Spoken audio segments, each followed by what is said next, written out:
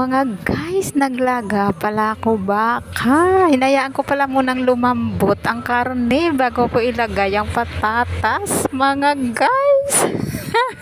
Maya-maya lang mga guys, palambutin natin konti yung patatas. Naglalagay din pala ako ng saging na saba, mga guys. Mas gusto ko kasi yung manamis-namis konti yung sabaw. Depende pala sa inyo mga guys.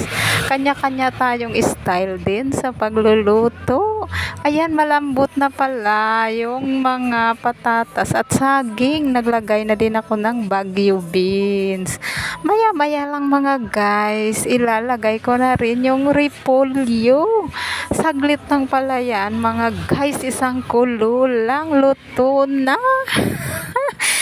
Sa inyo pala yan mga guys, kung paano kayo magluto. Naglagay din akong pamintang buo, asin ang pangtimpla ko mga guys. Naglagay din pala ako ng beef cubes. Ayan, luto na yan mga guys. Tinikman ko na okay na ang lasa. Naglagay pala ako pamintang pino, parang nakulangan ako sa paminta.